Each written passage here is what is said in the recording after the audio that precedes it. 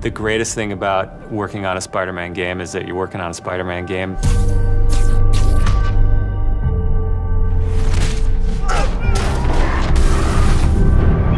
The hardest thing is that it's a Spider-Man game. We really care about storytelling here at Insomniac.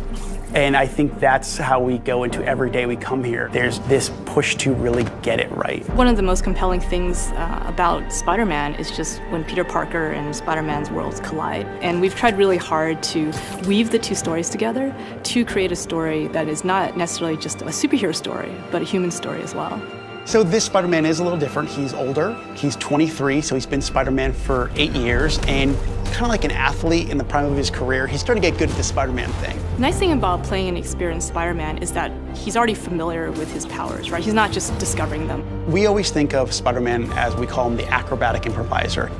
He's looking for not only how he can take advantage of the way the enemies are positioned, but what around him. Could he use this object to grab with his webs and throw at an enemy? We want people to not only see the enemies in front of them, but the environment around, to take advantage of both of them.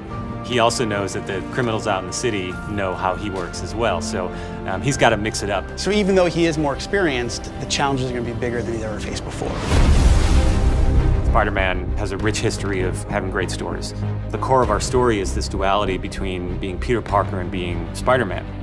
What's cool about Mr. Negative is that he also has a duality. He's got his positive side as Martin Lee, who runs the homeless shelters in the city, but he also has his negative side. When Peter makes the connection that the leader of the inner demons is the guy who my aunt works for, we got the perfect collision of those two worlds.